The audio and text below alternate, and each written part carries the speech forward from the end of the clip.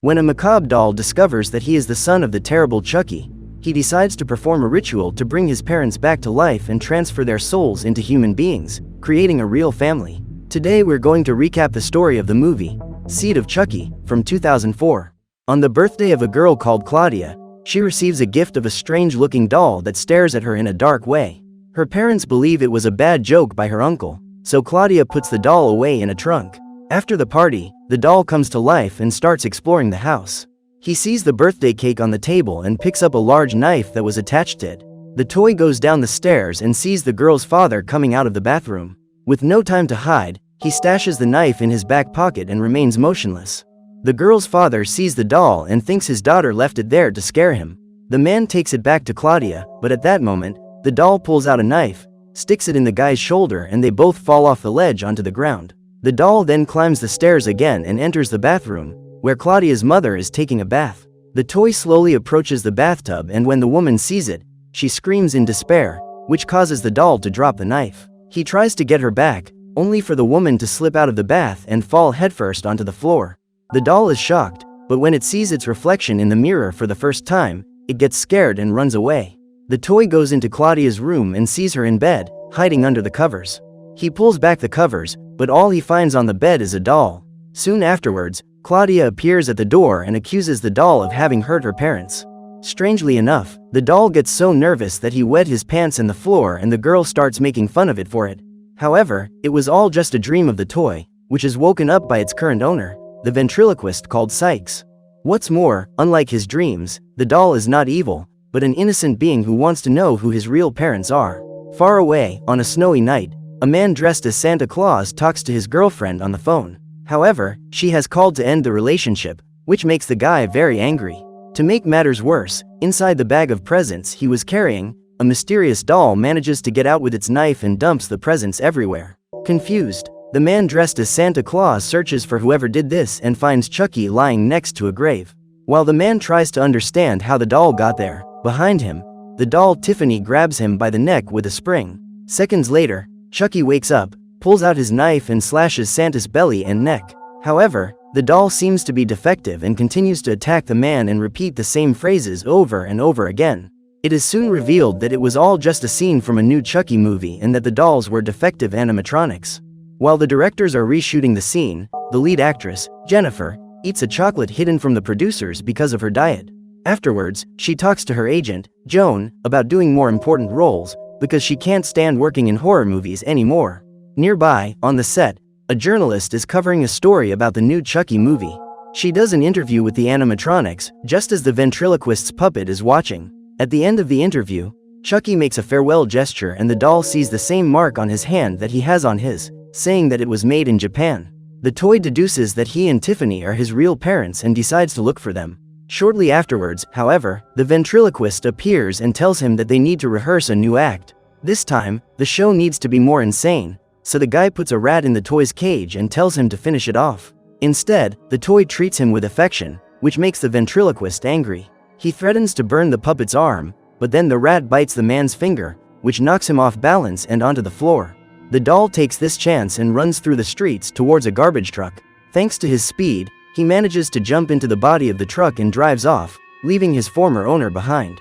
The next morning, in Hollywood, Jennifer rehearses with the producer, Redman, for a role as the Virgin Mary. However, he decides to choose another actress for his movie. Even so, Jennifer wants to be in the movie anyway and invites Redman to her house. Conquered by her, the producer accepts without a second thought. Meanwhile, the doll arrives on the movie set and looks for his parents. Finally, he finds them in a room with other dolls, but none of them can move. Then the doll remembers the necklace his parents left him and sees strange inscriptions on the back. He reads them out loud and suddenly the lights in the room start to go off. Then the two dolls, Chucky and Tiffany, finally wake up. However, neither of them recognizes the doll and asks where he came from. The toy shows the mark on his hand, revealing that he is the couple's lost son. Upon hearing this, Chucky faints at the news, but Tiffany welcomes him with open arms. However, the meeting is interrupted when the creator of the animatronics arrives in the room. He picks up Tiffany, who is pretending to be immobile, to fix her defect and take her to shoot the next scene. At the same moment, his son hides in the living room, while Chucky grabs a steel rope from one of the cupboards. In the meantime, he dismantles the doll, only to find that when he removes the screws from the back, he finds real organs inside the animatronic. The guy gets scared and Chucky seizes the chance and ties the rope around his neck. Tiffany then grabs the other end of the rope and the two of them pull so hard that they remove his head. With everyone out of danger, the doll couple meet up with their son and think of a name for him. However, Tiffany believes it's actually a girl and names him Glenda, but Chucky calls him Glenn. Seconds later, Jennifer arrives in the living room and looks for the Chucky doll, as she had hidden her chocolate bar in his clothes. She sees the animatronic controller with its head removed and believes it to be just another set prop. However, when she takes a closer look, she discovers that it was real.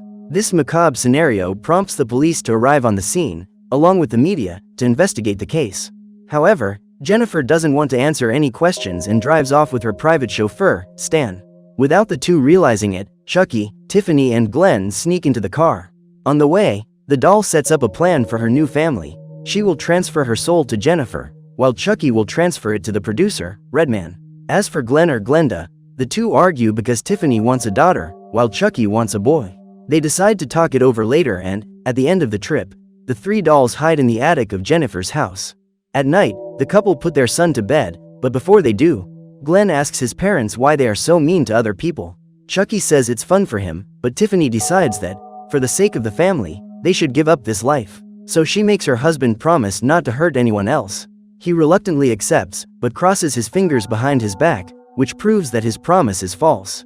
Meanwhile, Jennifer prepares for her evening with producer Redman, but her assistant, Joan, says that baiting the producer to get a role is a despicable attitude. In response, Jennifer tells her she's fired and asks her to leave her house.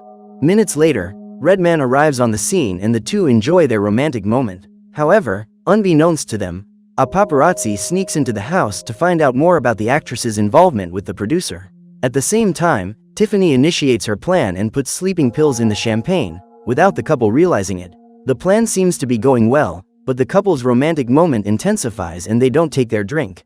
At the same time, the paparazzi record everything on his camera, until they see a shadow in the bathroom window. He finds this very strange, but it gets worse when he sees the Tiffany doll behind the sofa, who picks up a trophy in the living room and hits Redman on the head. Afterwards, the doll reveals itself to Jennifer, who runs desperately around the house. While trying to escape, she encounters Chucky and becomes even more frightened. The only escape route is through the kitchen, only for her to slip on the floor, which gives Tiffany the chance to catch up with her. Being a fan of the actress, the doll tells her not to resist. But Jennifer runs away again and Tiffany hits her over the head with the trophy and she falls unconscious to the floor. Shortly afterwards, the doll couple pull Redman and Jennifer down the stairs and put them to bed. While Tiffany takes care of everything, Chucky sees the paparazzi in the window, who have recorded everything that has happened with his camera. He sets off to capture him, but first he goes to Glenn's room and calls him to help him, like father and son. Then the two of them take Redman's car and set off down the road in search of the paparazzi. On the way, Chucky controls the steering wheel, while Glenn steps on the accelerator. Suddenly, singer Britney Spears appears, overtaking the doll's car and making fun of them. Chucky doesn't take this lying down and asks Glenn to speed up. He manages to overtake the singer's car and pushes her off the road, which causes the car to explode, along with her. Moments later, the paparazzi arrive at his office and start developing the photos. The photographer takes a look at the photo he took of the bathroom, but is startled when Chucky appears at the next table and lets out a macabre laugh. Even so, the paparazzi thinks it's just a defective doll and looks again at the photo, which is very similar to this toy. Startled, he turns around to see the doll, which then disappears. The guy tries to run out of the room, only to find Chucky hanging from the ceiling and preparing to attack him with a knife. Seeing this, Glenn tries to stop his father, but the photographer is frightened by the doll and jumps backwards, towards a shelf of chemicals. Unfortunately, one of these bottles contains sulfuric acid, which falls on the paparazzi's head and he is eliminated. Glenn is traumatized by the accident, but Chucky is very proud and even takes a photo to record the moment. The next morning, Redman and Jennifer wake up in bed with no memory of what happened. Time passes and Tiffany continues to hide in Jennifer's house. She is willing to put her criminal life aside, and even calls the relatives of her victims to apologize. However, one night, she hears Jennifer and Redman talking over dinner. The actress says she's pregnant and that the father can only be the producer, because of the night they had before. However, Redman says that this is impossible, as he has had a medical procedure to stop having children. Jennifer is confused and to make matters worse, the producer tells her that since she's pregnant, he won't hire her for his next movie. Upon hearing this, Tiffany's criminal instincts return and she wants to take revenge on the guy for this attitude. In addition, the fact that Jennifer is pregnant was the doll's fault, because while they were both unconscious that night, it performed a witchcraft on the actress, using Chucky's genetic material. Her aim was to make the actress pregnant so that, when the ritual was performed, Glenn's spirit would be transferred to the newborn. But now, she realizes that she must follow her instincts and punish the man who humiliated her favorite actress. Minutes later, while Jennifer goes to take a call, Redman continues his dinner. Suddenly, he feels a presence behind him, but when he turns around, there's nothing. So the guy goes back to eating. Only when he takes one of the plates off the glass table, Tiffany appears underneath him and cuts him with a knife. Redman tries to ask Jennifer for help, but the wound is too deep and he can't react. Jennifer ends the call and, because she is still very hurt by the producer, she leaves and leaves him alone. The man then falls to the table lifeless and Tiffany celebrates her revenge, but Glenn appears in the room and sees what his mother has done. Although embarrassed, the doll asks her son to keep it a secret from his father, unaware that the boy has done the same for him. The next morning, Chucky and Tiffany are in bed and the doll doesn't want to wait 9 months to perform the ritual. However, his fiancée comforts him, saying that since it was a witchcraft pregnancy, Jennifer will soon have the baby. As expected, that same day, the actress appears with a huge belly, indicating that she is about to give birth. Desperate, she calls her former assistant, Joan, and asks for help. However, Tiffany also answers the call on another phone and uses her voice to impersonate the actress. This leaves Joan and Jennifer confused, but the doll does it to distract them, while Chucky breaks into the room and holds the actress down with a sheet. The two struggle around the room, but the doll manages to knock her to the floor and then ties her to the bed. The actress screams for help, but Chucky pulls a handkerchief out of his pocket and puts it in her mouth. As he does so, the photo he took with his son and the paparazzi also falls out of his pocket. Seeing the photo, Tiffany scolds her husband for breaking the agreement they made. The two start arguing and Glenn shows up and asks his parents to stop it, because he doesn't want to be a criminal too. This makes Tiffany very proud, but Chucky tells her that he is not ashamed of who he is and will continue with his life of crime. In a fit of rage, he slams the closet door, which reveals Redman's lifeless body. Chucky soon deduces that his wife has finished him off and mocks her hypocrisy, but this also means that they won't be able to use Redman in the ritual. Without thinking twice, Tiffany calls the actress's chauffeur, Stan, because she knows he loves Jennifer. Then, posing as the actress with her voice, she invites him into her home and the man accepts, only to be captured by the toys. With the two of them tied to the bed, the transfer ritual is about to begin. Suddenly the lights go out and Joan appears at the door and shouts for Jennifer. Chucky decides to solve this problem alone, while Tiffany stays in the room with Glenn. Seconds later, Joan remembers that she has a copy of the key under the mat and manages to get into the house. Exploring the place, she goes to Jennifer's room and finds her and Stan tied to the bed. The woman is so shocked by the scene that she doesn't notice Chucky approaching from behind with a knife. Just then, Jennifer manages to remove the cloth from her mouth and tells her friend that she is in danger. However, before she can defend herself, Tiffany appears at her side and uses a spray bottle and a lighter to burn the young woman. In the midst of the flames, Joan becomes unbalanced and falls off the ledge of the staircase, crashing to the ground. After claiming yet another victim, Tiffany begins to cry. Chucky tries to calm her down and tells her that although they're not a perfect couple, they need to accept their nature.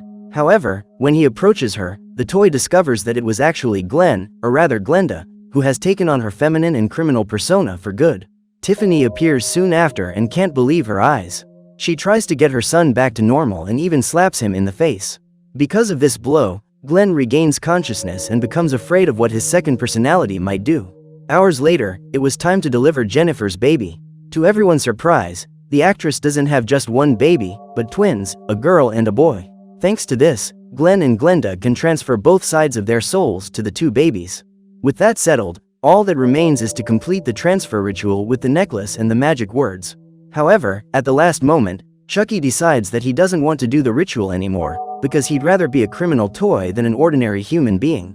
Tiffany says she wants something more for her life and, as they can't come to an agreement, she decides that from that moment on, they will no longer be a couple. Chucky can't accept the breakup and, knife in hand, prepares to throw it at Jennifer, so that her ex-fiancé can't transfer his soul into her body. However, Stan manages to break free and throws his body towards the knife to protect his lover.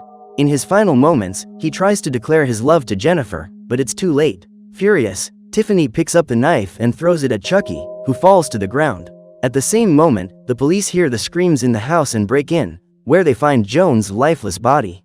The two agents climb the stairs and find Tiffany, trapped and desperate to help her children, but the toys are no longer there. Later, Jennifer is in hospital and asks her manager to see her children, but he asks her to recover first.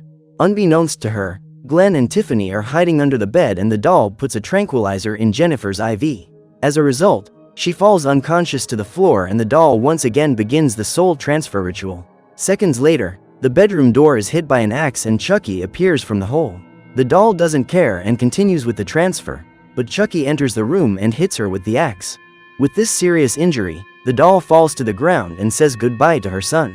However, her elimination arouses the fury of Glenn, who, having been made in Japan, is able to fight martial arts.